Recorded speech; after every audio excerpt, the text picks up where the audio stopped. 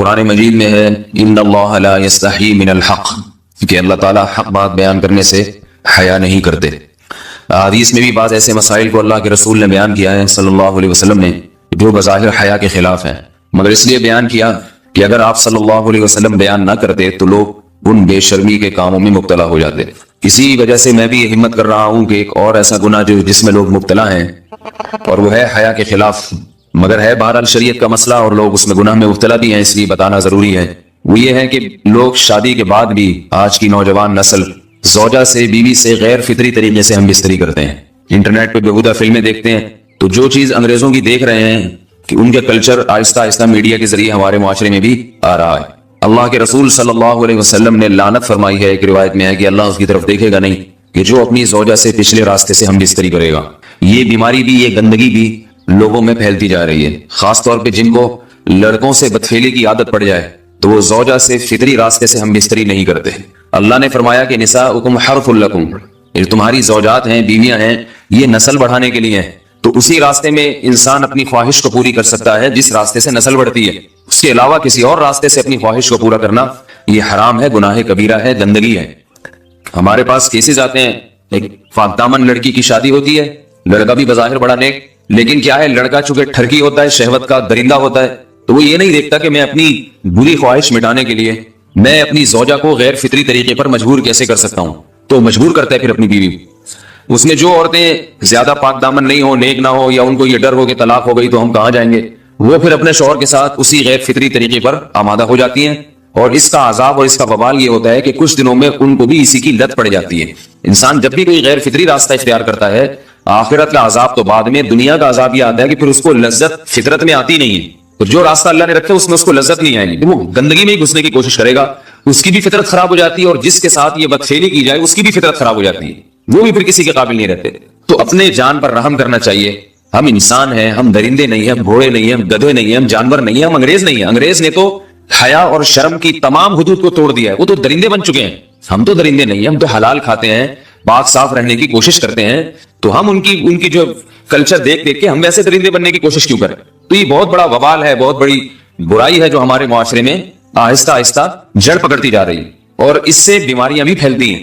غیر فطری طریقہ ہے، بیماریاں بھی پھیلتی۔ ایسے کیسز آتے ہیں کہ جناب وہ مرد مجبور کر رہا ہے بیوی کو، اور وہ بیوی جو ہے ساتھ نہیں دیتی تو پھر اس کو طلاق کی دھمکیاں دیتے ہیں، ایسے کیسز بھی آتے ہیں۔ اور یہ بھی آتا ہے کہ مرد جب اپنی بیوی کو غیر فطری طریقے پر مجبور کرتا ہے، بیوی آمادہ نہیں ہوتی، تو مرد پھر یہ دھمکی دیتا ہے کہ بھائی میری خواہش تو تم سے پوری ہوتی نہیں ہے، پھر میں دوسروں کے پاس جاؤں گا۔ تو یاد رکھیں، جس عورت کا شوہر یہ دھمکی دے اس کو کہ میں زنا کروں گا اگر تم نے میری خواہش پوری نہیں کی غیر فطری طریقے سے، تو عورت اپنے شوہر سے کہہ دے کہ جاؤ تم کہیں اور جا کے منہ کالا کرو، تمہاری فطرت میں گندگی ہے تو یہ مجھے گندا بنانے کی کوشش نہ کرو، اس کو زنا کرنے دیں، وہ اللہ آخرت میں اس سے بھگتے گا۔ ہر بیماری کا اللہ نے علاج رکھا ہے۔ اللہ کے رسول صلی اللہ علیہ وسلم نے فرمایا، صحیح بخاری کی حدیث، ما انزل اللہ من داء الا انزل له دواء، کوئی بیماری ایسی نہیں ہے جو اللہ نے نازل کی ہو اور اس کے لیے دوا نہ رکھی ہو دنیا میں۔ تو اگر کسی کو ایسی لت پڑ گئی ہے غیر فطری کام کی تو اس کو چاہیے کہ وہ اپنا علاج کرائے، ڈاکٹر سے بھی رابطہ کرے، اور سب سے بڑا علاج یہ کہ کچھ وقت صبر کرے گا، چھوڑ دے گا کچھ عرصے کے لیے، تو خود بخود آہستہ آہستہ صحیح ہو جائے گا۔ ایک آدمی شراب کا عادی ہے، ایک علاج تو یہ کہ ڈاکٹروں سے رابطہ کرے، بہترین علاج کے چھوڑ دے، کتنے دن تڑپے گا؟ ایک دن، دو دن، تین دن، چار دن، ایک ہفتہ، دو ہفتہ، بہت زیادہ سال ہو جائے گا نا، اس کے بعد خود بخود ٹھیک ہو جائے گا۔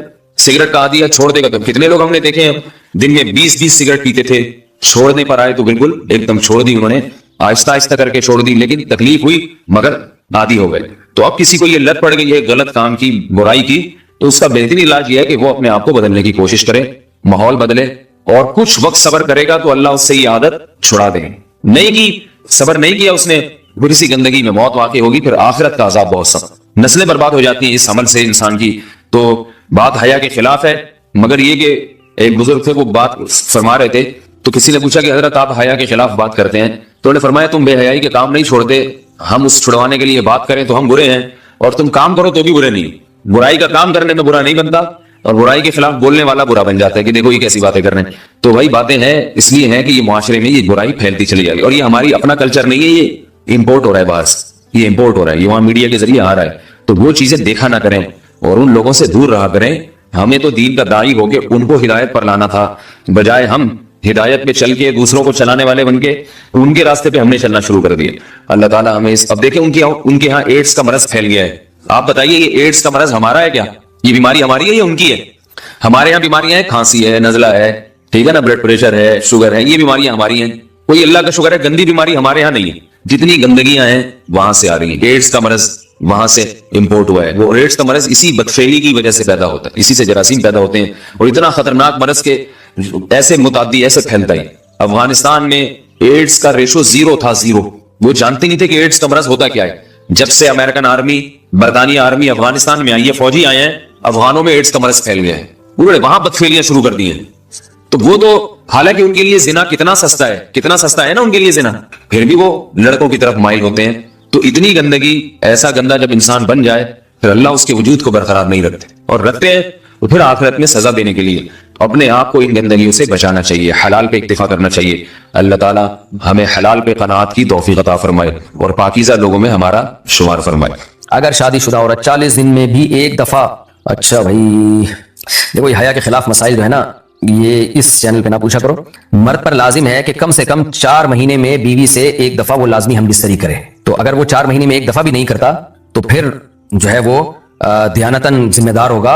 اس بات کا خطرہ ہے کہ وہ گناہ گار ہو، کیونکہ حضرت عمر رضی اللہ تعالیٰ عنہ نے قانون بنایا تھا کہ 4 مہینے سے زیادہ کوئی بیوی سے دور نہ رہے. تو کم سے کم اتنا ہے لازمی.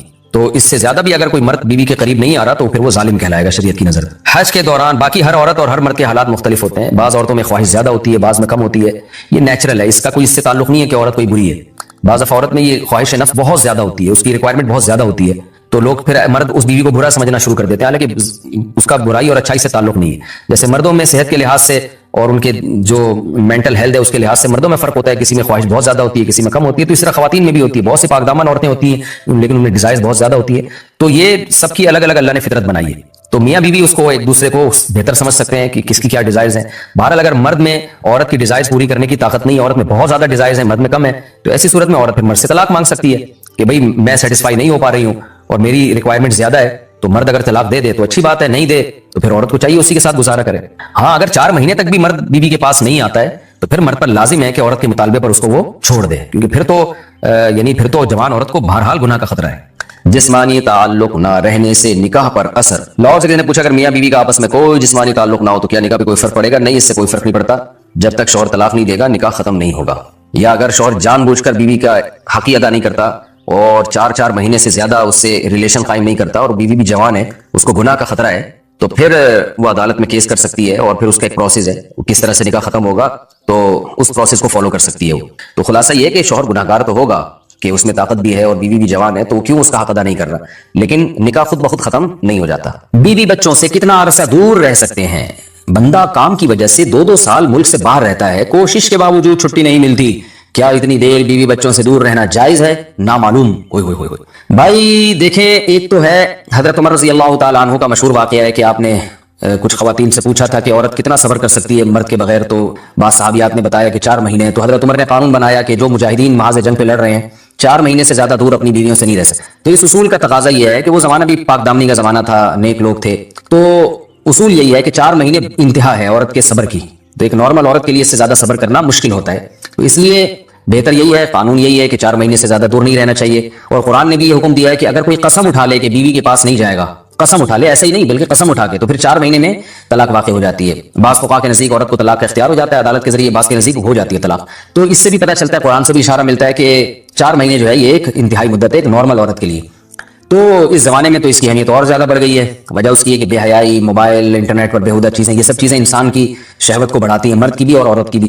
تو اس لیے بھائی میں تو آپ کو مشورہ نہیں دے سکتا کہ آپ 2 سال بیوی سے دور رہیں. میں بدگمان نہیں ہو رہا، بہت سے لوگ 4 سال دور رہتے ہیں، ان کی بیویاں بھی پاک دامنی کے ساتھ زندگی گزارتی ہیں، خود بھی بڑے نیک شریف بن کے زندگی گزارتے ہیں. بہت سے ایسے لوگ الحمدللہ ہمارے معاشرے میں ہیں، لیکن بہرحال اس کلچر کو، اس رواج کو فروغ نہیں دیا جا سکتا، اس کو اپریشیٹ نہیں کیا جا سکتا شریعت کے لحاظ سے بھی، عقل کے لحاظ سے بھی. 2 سال تک مرد کے لیے صبر کرنا کتنا مشکل کام ہے. وہ کھا بھی رہا ہے انڈے پراٹھے اور جناب کھانا پینا اسی اسٹائل میں چل رہا ہے، یا تو روزے رکھ کے اپنے آپ کو آدھا کر دیا اس نے. تو سوال عورت کے ساتھ مرد کا بھی تو ہے نا. مرد نے تو قوت اور شہوت اللہ نے اور بھی زیادہ رکھی ہے، تو وہ کیسے صبر کرے گا؟ مرد کی جو قوت برداشت ہے وہ فقہا نے اور اطباء نے بیان کی 1 مہینہ ہے. تو 2 سال تک بیوی سے دور ہیں. میں پھر بھی بتا دوں، میں بدگمان نہیں ہو رہا کہ جو دور ہیں آپ ان کے بارے میں برا سوچنا شروع کر دیں، لیکن بہرحال یہ اپنے آپ کو فتنوں میں ڈالنے کے مترادف ہے. اس لیے ایسی جاب نہ کریں. 2 سال تک بیوی سے دور ہیں، یا تو بیوی کو ساتھ لے کر جائیں یا بیوی کے ساتھ ہی رہیں. کہیں ادھر ہی کم پیسوں میں انسان گزارا کر لے بیوی بچوں کے ساتھ.